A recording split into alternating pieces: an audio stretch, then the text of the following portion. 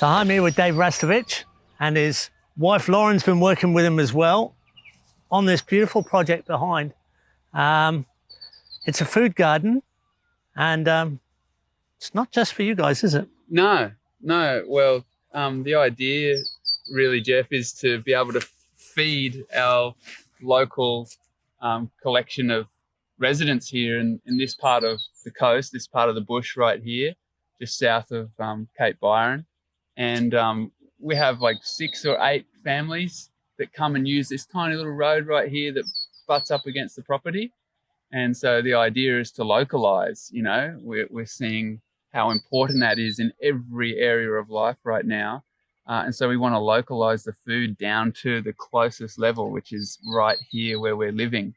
And that's for a number of reasons, but really at the core of it is to know where our food comes from. You know, that whole understanding that in Australia, food has, you know, a travel mileage of like 1,000 kilometers or more. Yep. And we live in the subtropics where you can just about grow anything. Even a novice like me, he's been able to grow food here for a few years.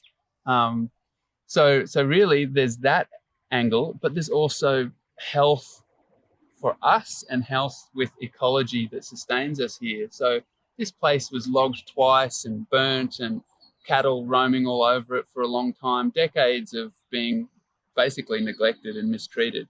So I really love the idea of being here and putting some love into this place, and potentially having that come back to us in the form of food.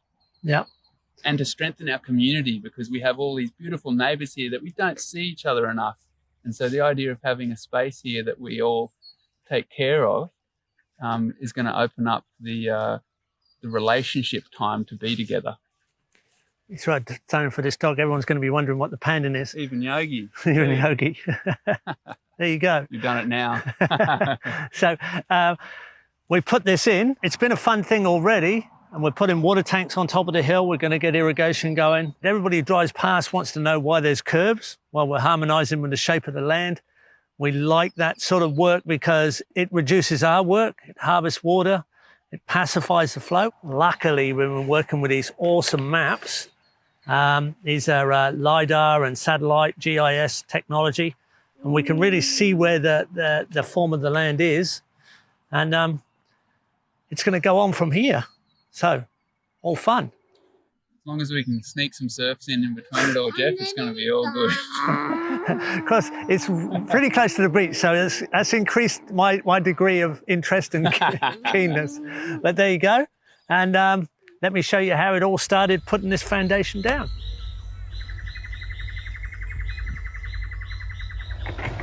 Hi, Geoff here. And we're out on the job designing and implementing food gardens.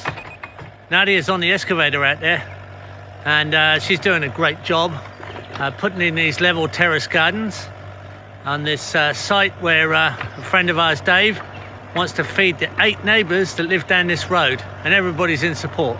Let me take you over and show you some of the details of Nadia's digging technique. So we've got the laser set up and we've pegged out contour. And the slope changes because it's steeper in the far side than it is on the near side here. So the contours are fanning round. And she's putting in contour footpaths, and the material, the topsoil is going to the lower side to make the garden beds. So this is the main frame going in now. And yeah, so far we've got 4 garden beds roughed out. And she's adjusting the beds now. We've got a skid steer coming in, like a little bobcat skid steer, to tidy up some of this work. And she's hooking out the contour, so the contour footpaths will pick up any amount of surplus runoff, soak it into the beds, but also can drain.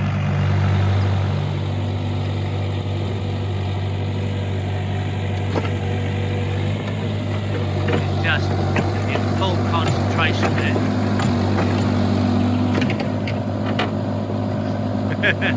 She hates me being near the machine. She's scared she's going to squash me.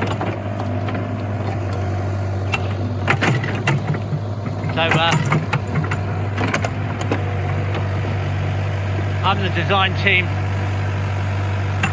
side and Nadia is the implementation earth worker, and then together we help them establish these small acreage systems that feed small communities. Really, it's what we like to do. Small earthworks implemented. We don't mind designing big earthworks, big as you like, but I like to implement a few so we walk our talk and get them actually into production. This is an interesting one. It's very close to the coast, gets lovely rainfall, very subtropical, and we've got a road that's got a privacy gate on it, so as everybody's on this private road wants food for their family. We've got a road cut here where the water coming in off the road, we're going to direct here when we finished the main earthworks, we're going to direct that down to the garden, and then we're going to have the option to either bypass the garden or give the garden extra rain infiltration water.